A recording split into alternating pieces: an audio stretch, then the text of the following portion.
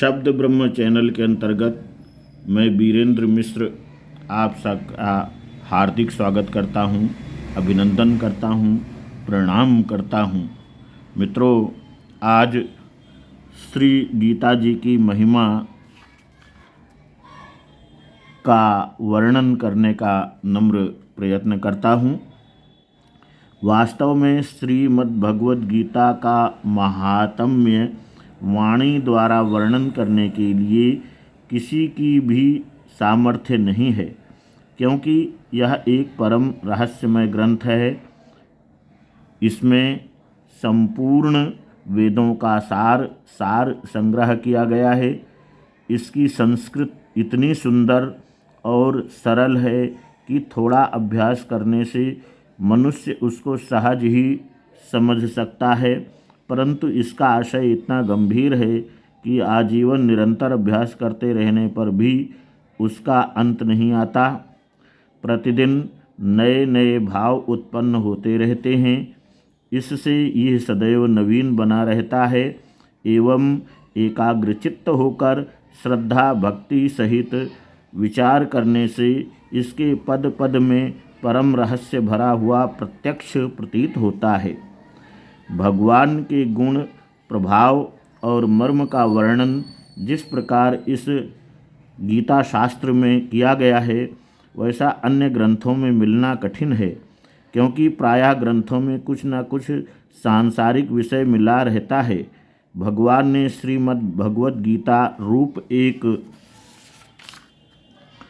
ऐसा अनुपमेय शास्त्र कहा है कि जिसमें एक भी शब्द सदुपदेश खाली नहीं है। श्री वेद व्यास जी ने महाभारत में गीता जी का वर्णन करने के उपरांत कहा है, गीता सुगीता कर्तव्या किमन्यैः शास्त्रविस्तरैः या स्वयं पद्मनाभस्य मुखपद्मद्विनिसृता। गीता सुगीता करने योग्य है, अर्थात श्री गीता जी को भली प्रकार पढ़कर अर्थ और भाव सहित अंतःकरण में धारण कर लेना मुख्य कर्तव्य है, जो कि स्वयं पद्मनाभ भगवान श्री विष्णु के मुखारविंद से निकली हुई है। फिर अन्य शास्त्रों के विस्तार से क्या प्रयोजन है। स्वयं श्री भगवान ने भी इसके माहात्म्य का वर्णन किया है। अध्याय 18 श्लोक 68 से 71 तक।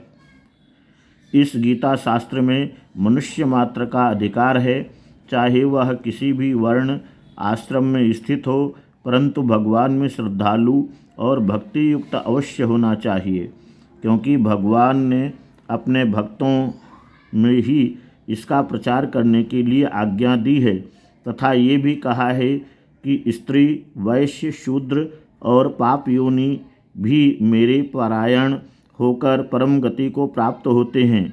अध्याय 9 श्लोक 32। अपने अपने स्वाभाविक कर्मों द्वारा मेरी पूजा करके मनुष्य परम सिद्धि को प्राप्त होते हैं। अध्याय 18 श्लोक 46। इन सब पर विचार करने से यही ज्ञात होता है कि परमात्मा की प्राप्ति में सभी का अधिकार है, परंतु उक्त विषय के मर्म को न समझने के कारण बहुत से मनुष्य, जिन्होंने श्री गीता जी का केवल नाम मात्र ही सुना है, कह दिया करते हैं कि गीता तो केवल सन्यासियों के लिए ही है। वे अपने बालकों को भी इसी भय से श्री गीता जी का अभ्यास नहीं कराते कि गीता के ज्ञान से कदाचित लड़का घर छोड़कर सन्यासी ना हो जाए, किंतु उनको विचार करना चाहिए कि मोह के कारण छात्र धर्म से विमुख होकर भिक्षा के अन्न से निर्वाह करने के लिए तैयार हुए अर्जुन ने जिस परम रहस्यमय गीता के उपदेश से आजीवन गृहस्थ में रहकर अपने कर्तव्य का पालन किया, उस गीता शास्त्र का ये उल्टा परिणाम किस प्रकार हो सकता है।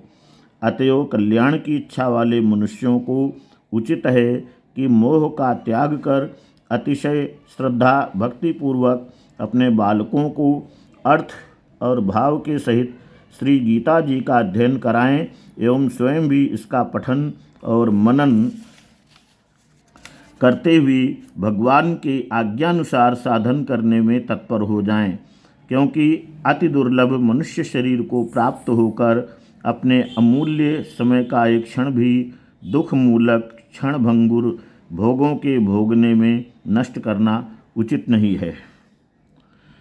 मित्रों, यहाँ पर ये विषय पूर्ण होता है। आशा ही नहीं, पूर्ण विश्वास है कि हिंदी में ये मैं प्रस्तुत करने का नम्र प्रयत्न किया हूँ। आपको अच्छा लगा होगा। यदि आपको अच्छा लगा है तो मेरा उत्साह बढ़ाने के लिए चैनल को सब्सक्राइब कीजिए अगर सब्सक्राइब नहीं किया है तो, और इसे लाइक कीजिए। एक बार अंत में सबको जय श्री कृष्ण।